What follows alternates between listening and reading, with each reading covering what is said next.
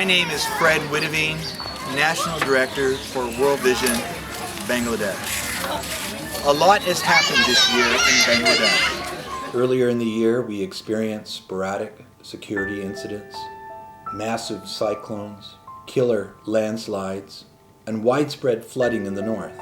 But after August, all these challenges quickly became a dim memory in the face of the world's fastest growing refugee crisis. In the last 4 months, over 600,000 refugees, mostly women and children, have fled Myanmar to Bangladesh to escape terrible ethnic violence. Where once you saw open fields and bamboo groves, you now see a sprawling city of row upon row of makeshift tents made of plastic sheets and bamboo poles, linked together by a patchwork of dirt paths that will turn into thick mud the moment the rains come.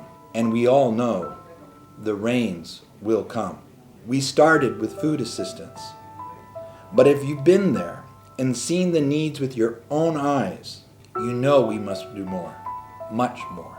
Clean water, culturally appropriate sanitation, shelters, cooking supplies, nutritious food, friendly spaces for children to play and learn, support for women who've suffered sexual violence while escaping Myanmar and even in the camps.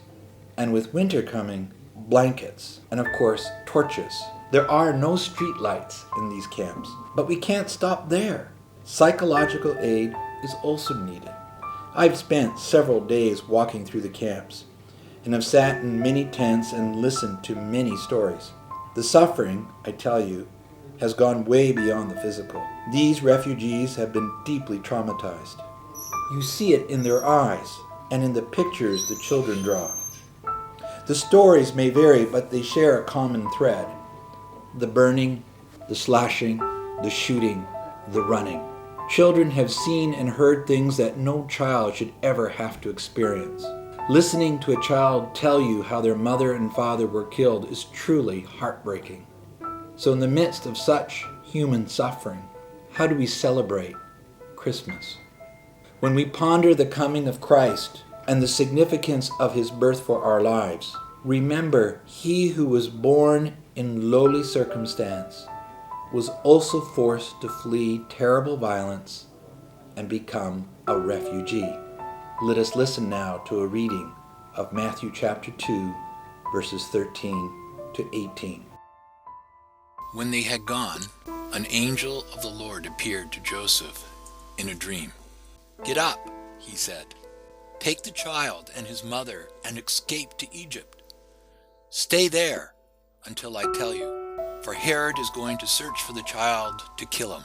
So he got up, took the child and his mother during the night, and left for Egypt, where he stayed until the death of Herod.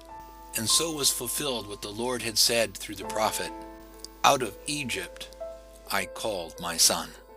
Our Almighty God identifies with and has compassion for the refugees in our midst. That compassion is so strong that Jesus says in Matthew 25 that on that great day when we give account of how we have lived our lives, God will say, "When you welcomed the stranger, gave drink to the thirsty, gave food for the hungry, cared for the sick, clothed the naked, visited the prisoner, you did it unto him." This Christmas gives all of us an opportunity to deepen our heart commitment to serve the most vulnerable among us.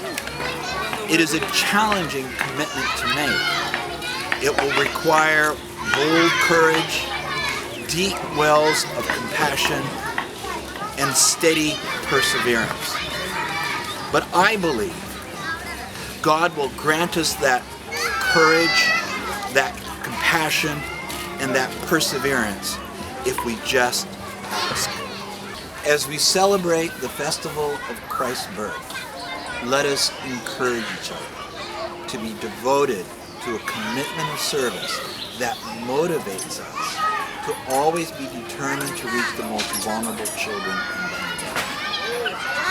If we open up our hearts and our minds more fully to our mission to improve the well-being of all children, I am convinced that we will have greater and more lasting results.